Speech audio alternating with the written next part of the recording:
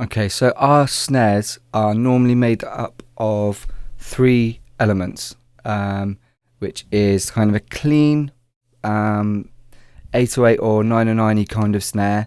So just a clean, punchy main snare, then a kind of a percussion-y, more tuned kind of element that gives a bit more body to it, and then some finger clicks on like in kind of wide in the stereo field to just give a little bit more air and click really to the snare. So let's go. We'll do the snare first. So the Ableton library is really very good. So if you're always thinking, oh, I need this sample pack, that sample pack, yeah, sample packs are great, but there's also a lot of stuff kind of already here for you. So if you just search for snare, look at all them. That's a lot of snares. So there's one in here which is kind of a nice, yeah, that. So it's kind of 808 sounding, but it's got a bit of distortion, it's got a bit of body to it, it's not too thin. So let's drag that onto our simpler. Simpler, for some reason, I don't think you can change the setting. I'm not really sure why. It automatically puts warp on the sample when you load it. With a drum sound, you're probably going to want to turn that on that, because it just doesn't sound. It kind of kills transients, which is like the attack of the sound. It kind of kills it a little bit, and we are actually going to be pitching the snare up a little bit. If it's warped when you do that, hear that? Like, you're getting kind of artifacts and stuff, and it's just not what you want. So there we go. That's going to be like the main body snare. So that's going to be your kind of the driving element of the snare. And then we also want kind of something that's got a bit more tune to it. Now I think there's a sample in here somewhere that is again like an 808, but it's got a bit more of the kind of tuned sound to it. So in fact, I'm just going to go snare 808. It's one of these, I think. There you go. So that's still clearly a snare drum, but it's also got kind of a nice tuned element to it. So again, into simpler, get rid of warp, and again, that's going to be, we're going to pitch this one up, but this is also going to be even higher, because this is like the blip, we call it. We're probably going to distort that a fair bit to bring out this area here when we choose what note we want it on. It's going to be tuned as well. It's also the snares are going to be tuned to the track. So once we've got some bass down, once we've got an 808 down, we know what key we're in, we'll tune the snares to the track. And what that does is, it's not something you have to do, but it does add like a much more musical quality to the snare, where it feels part of the song. It's much more in tune with it's literally in tune with the track. So this blip, that's the blip. So we've got the kick, snare main, and snare blip. So let's just let's get something down. So a very simple and a good way to start is with a really obvious simple groove, because it's not going to be terribly different or interesting, but it is going to help you get something going straight away that sounds good, it works. So the very standard trap beat, which you'll have heard on basically every trap tune ever, is like a kick on the 1 and a kick on the 4, and then nothing for the rest of the bar. So it goes like that. So, and then we're just going to do that twice, and then maybe just to add a bit of variation, I'm going to make that a double one. So it's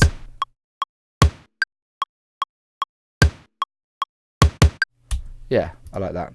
So, and then with the snare, there's no need to try and, like, okay, if you want to be really experimental, if you want to be really crazy, you know, don't have the snare on the 3, but it works pretty well.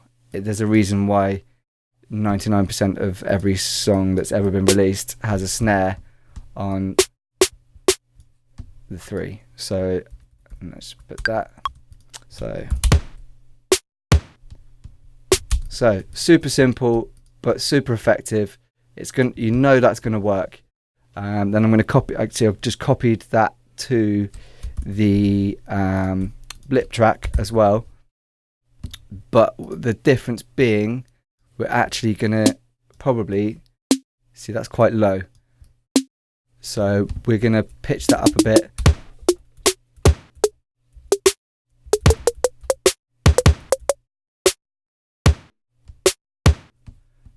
And what I'm also going to do is, because you notice how you can't really hear that at the moment. That's because they're kind of just clashing with each other.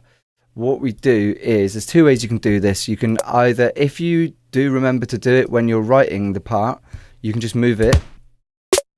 Hear that? So they're now separated. So it still it doesn't take away from the impact of the snare, but it just adds a little bit more tone to it and a bit more character to it. So again, you can do, if you remember to do that when you're writing, you can just move it, or there's a thing called track delay in Ableton. So if I put that back on the beat, you can just, you see over here, you can move left, like, so that will move it earlier and that will move it later. So you can just kind of play with it live and kind of see, you hear, I mean, straight away, even as soon as you leave 0, you hear that there's more, you can differentiate, you can hear the snare, you can hear the blip. So that sounds wicked to me. So that's kind of that there is the basis of our drums, the kick and the snare. And the next element we have is the snaps. So what we're going to do is go into, again, I'm just going to use audio for this, and I'm not going to bother putting, because I don't really need to, I don't need to pitch them, I don't need to do much with them. I'm just going to search for snaps, and so just go through these.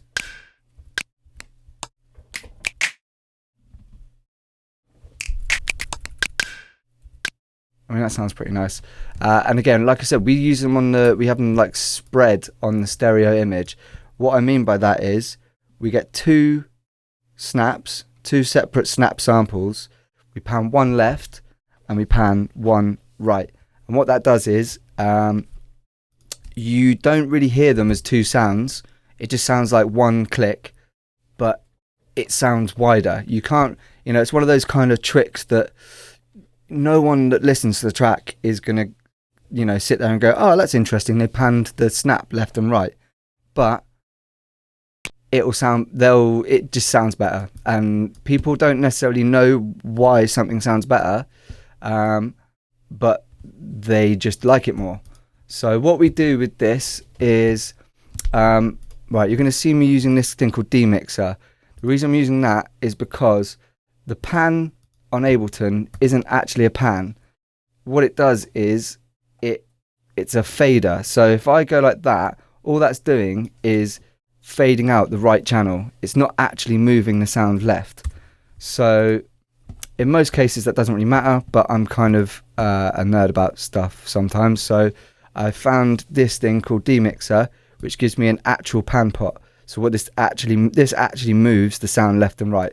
So we're going to grab the first one, I'm going to go completely left and then completely right on this one. So let me just loop that.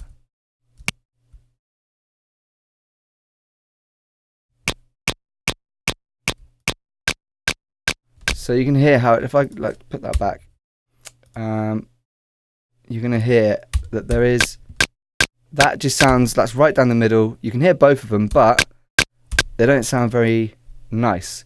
Like if I pan them one left and one right, then you're going to hear that straight away. That's a way more interesting sound.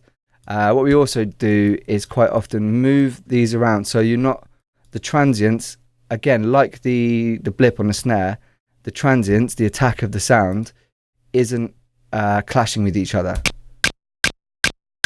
Okay, and what we also do with these is, I'm going to show you a little technique that I dreamed up when I moved to Ableton recently. It was I think about 6 months, 8 months we've been using Ableton, and I found that you can't have a group within a group. So the way to get around that is, let me just name these, snap left and snap right. So the way you get around that is, if you add another audio track, I'm going to call this snaps. For some reason I keep doing 2 capitals. I'm going to call that snaps. I'm going to switch it to in. So this is now an input. This is now an audio in. And I can select both of these. And at the moment, they're both just going out to the group output. But lo and behold, there's snaps.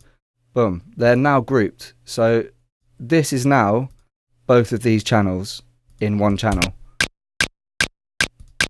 See? So what that means is I can EQ these, I can affect these, and it just affects both of them. And it's just way quick. Like, obviously, you could do it separately if you really wanted to.